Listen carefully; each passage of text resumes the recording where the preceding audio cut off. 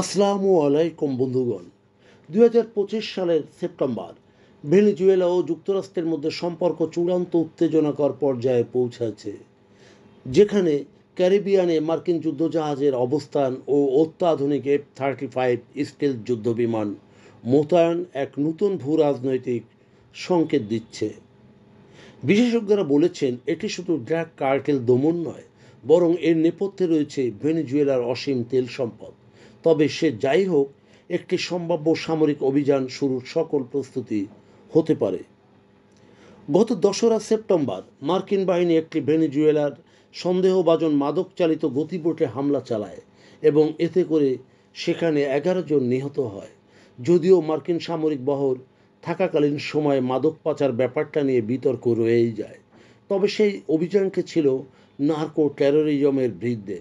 তবে ভেনেজুয়েলার president Nicolas Maduro একে সার্বভৌমত্বের প্রতি চরম লঙ্ঘন এবং চাপিয়ে দেওয়া এক অঘোষিত যুদ্ধ বলে অভিহিত করেন।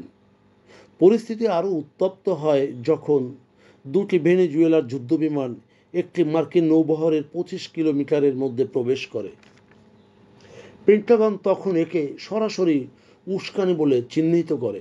মার্কিন প্রতিরক্ষা দপ্তর জানায় প্রয়োজন হলে আরও আত্মরক্ষার্থে গুলি চালাতে প্রস্তুত।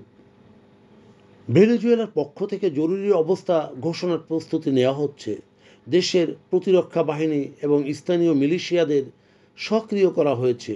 মাদুরো হুঁশিয়ারি উচ্চারণ করে বলেন, আমাদের ভূখণ্ডে যদি কেউ আগ্রাসন চালায়, আমরা পুরো জাতি নিয়ে সেটি প্রতিরোধ গড়ে তুলব। মার্কিন F-35 বিমানগুলো এই মুহূর্তে ক্যারিবিয়ান অঞ্চলে যে কোনো নির্ভুল আকাশ হামলার জন্য প্রস্তুত।